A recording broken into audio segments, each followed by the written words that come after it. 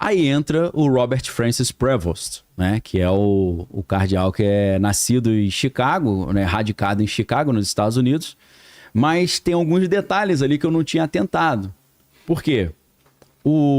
A história é até interessante. Mas dá para contar um pouquinho a história do novo Papa, né? Claro. A biografia dele.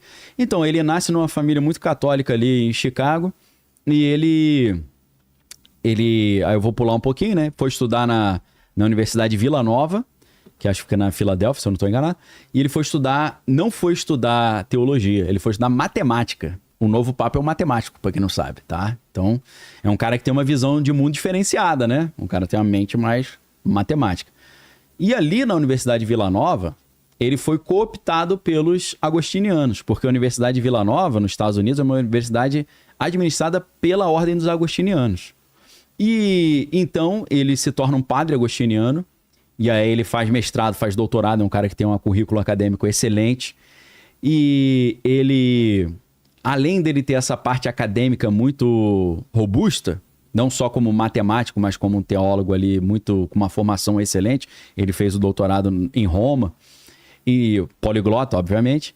Ele fez trabalhos missionários no Peru durante muitos anos. Ele conseguia aliar, já no início da sua carreira, a qualificação acadêmica, teológica, com a vida missionária, né, voltada para o aspecto social, que ele trabalhava numa diocese bem pobre.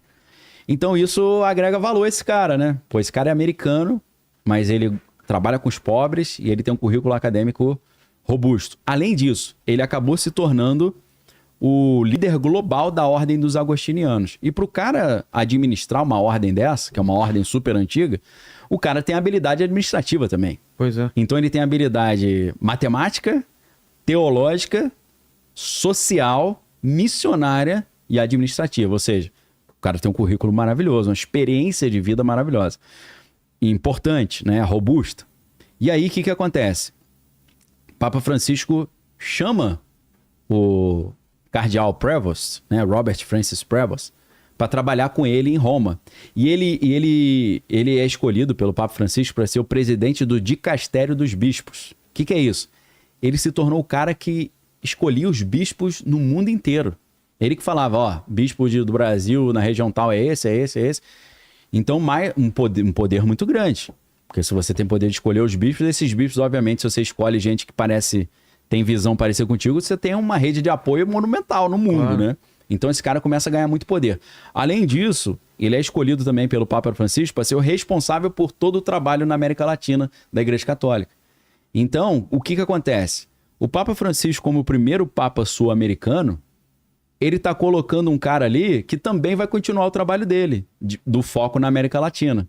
Porque é um cara que é muito respeitado na América Latina, deve ser ainda o chefe de todo o trabalho da igreja na América Latina, e além disso, esse dado eu não sabia, ele tem cidadania peruana. Pois é. Então a gente não tem só o primeiro Papa norte-americano, a gente tem o primeiro Papa peruano também. E não é um peruano nato, mas é um peruano naturalizado. Então isso é muito interessante, né? Vejam quantas características esse cara tem que podem servir o objetivo da igreja, né?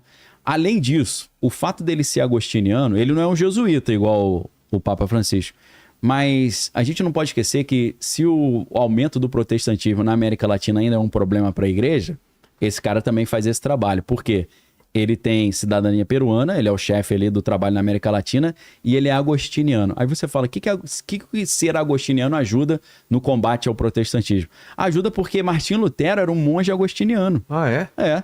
Martinho Lutero, ou seja, a ordem dos agostinianos é de onde sai a reforma protestante.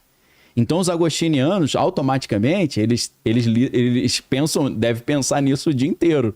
Não tem esse negócio de que o homem pensa 9 vezes ou 10 vezes em Roma todo dia. Os agostinianos devem pensar em Martinho Lutero 100 vezes por dia, porque foi da ordem deles que saiu esse problema, né? Então, assim como o Francisco, sendo jesuíta, tinha habilidade para lidar com a questão protestante, eu creio que o novo Papa, o Leão XIV, ele também tem essa habilidade, porque os agostinianos já tiveram, historicamente, que lidar com esse problema. Então, assim, para mim, é o cara certo na hora certa para lidar com o Trump. Agora, a grande questão, ele é progressista? Ele é moderado? Ou ele é um conservador um criptoconservador. O que é um cripto? É um conservador que é escondido, não aparece. Eu ia falar um conservador enrustido, mas não pega bem, né? Então, aí que entra a grande questão. Por quê? O Robert Prevost, ao mesmo tempo que ele parece ser muito progressista, principalmente pelo trabalho social, trabalho com os pobres, o fato dele também, no dicastério dos bispos, que é o grupo que escolhe quem será os bispos, ele conseguiu colocar 3 mulheres para ajudar a escolher. Então isso foi visto como uma atitude muito progressista dele.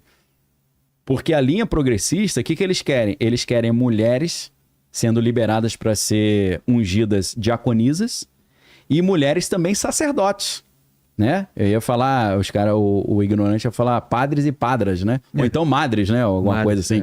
Então, é isso que a igreja, a linha progressista deseja. Uma das pautas da linha progressista da igreja é as mulheres se tornarem sacerdotes ou sacerdotisas e diaconisas.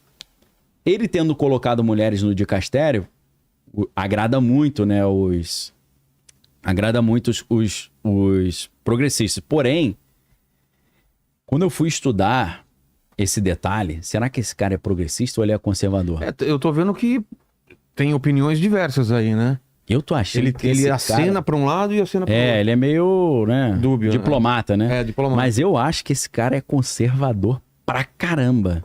E isso é um problema pra essa galera progressista. Por quê? É claro que a base progressista ela estava toda fracionada no conclave.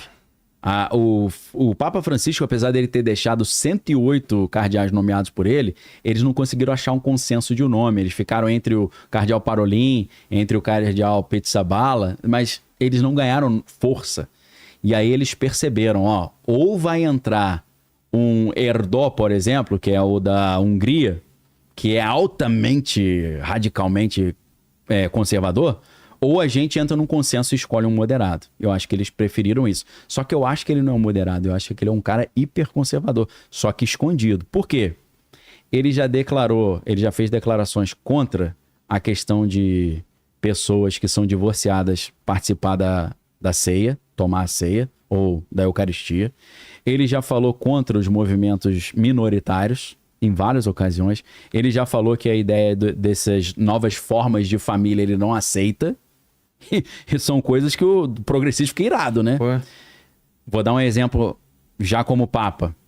Ele foi cumprimentar os fiéis, tinha um cara com a bandeira. Ele desviou, virou pro outro lado. Ele virou de costas e passou direto. Eu falei, meu irmão, você acha se isso não é um sinal de que esse cara é conservador, eu não sei o que é. Ou não quer se comprometer no começo. Ele é tão somebody que ele não quer confusão. Mas isso condiz com o que ele tem falado. Ele chegou a falar que você permitir mulher virar sacerdote ou diaconisa ia gerar confusão na igreja. Ia gerar problema. Quando fala dessas outras formas de família, né? 2 pais, 2 mães, criar uma família, ele fala, isso é confusão.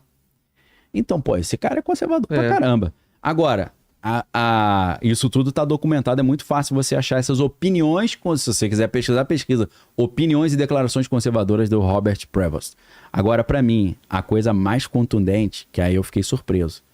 Esse cara, deixa eu falar com a devida honra, esse novo Papa, ele é filiado ao Partido Republicano, que é o partido do Trump. O quê? E há muito tempo. Ele votou nas primárias do Partido Republicano, ele vota desde 2012. Cara. Aí eu falei, peraí. Isso vai um pouco na linha do que eu falei, porque quando eu falei que ia ter um Papa americano, eu falei, cara, existe uma possibilidade desse cara ser um Papa americano e ele jogar junto com o Trump. E eu tô achando que é isso que vai rolar. O Trump está querendo estabelecer paz no Oriente Médio, aumentar os acordos de Abraão, trazendo a Arábia Saudita para dentro dos acordos, e está falando que ele vai trazer paz ao mundo, né?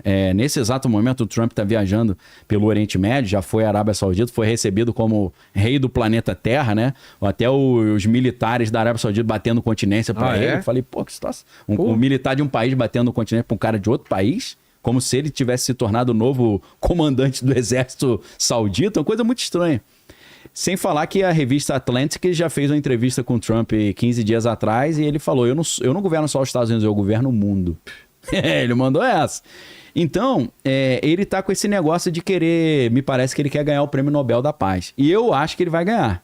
Não porque eu acho que ele merece. Porque eu acho que a estratégia do jogo, Claro. né? Domine esse jogo, a arte da negociação. E eu acho que ele vai vencer o Nobel da Paz. Você que não gosta do Trump, se prepara aí que você vai ver ele ganhando o prêmiozinho da paz, tá? Mas teve um monte de maluco que já ganhou esse prêmio, né? Acho que eles botaram ali o videozinho, né? É. Tira Isso o aí- som, só. Isso aí só- pegou mal, né? Só Pegou a imagem. A gente tem que tem que botar o mute aí. Você colocou mute aí? Então manda. Tá sem, né? Ah lá, Deu as costas. deu né? as costas, viu que ia estar lá. É. O cara com o braço ali, querendo É. cumprimentar, né? E a bandeira. Cadê a bandeira? Não Ué. mostrou, né? Ah lá, a bandeira. Tá lá ali, depois. tá ali Ah a lá. bandeira ali. É. Virou de costas. Deu um somebody love, né? Então, esse cara, ele votou em todas as eleições americanas, a gente tem prova disso. A gente não sabe quem ele votou, mas ele votou ele não vota só no presidente, ele votou nas primárias do Partido Republicano. O cara é filiado ao Partido Republicano, votou agora em 2024. Eu imagino que ele não votou na Kamala Harris, acho que ele votou no Trump. Então, assim, isso... Se a gente que já descambar para uma conversa mais esquizofrênica, no bom sentido, maluca, especulativa, né, conspiratória, isso tá alinhado com o que eu imagino que tá programado para acontecer. Que é o Trump virar o salvador do planeta, trouxe paz ao mundo, acabou com a guerra na Ucrânia, vai acabar com a guerra no Oriente Médio, tá querendo fazer um acordo nuclear com os iranianos, tá fazendo acordo com a Arábia Saudita. Eu acho que o Papa vai trabalhar junto com o Trump para trazer essa paz global. Pois é. Só que o Trump, no discurso que ele fez lá na Arábia Saudita essa semana, ele falou assim: estamos trazendo paz e segurança. Aí é um problema que o apóstolo Paulo diz na primeira carta aos Tessalonicenses, que quando falarem sobre paz e segurança virá uma repentina destruição. Aí a galera que conhece Bíblia, quando ouviu o Trump falando peace and security, paz e segurança, a galera já deu um calafrio, Já né? ligou. Já ligou. Então, assim, eu acho que a gente está vendo questões proféticas, escatológicas, no final dos tempos ali, se desenhando nesse tabuleiro global aí diante dos nossos olhos.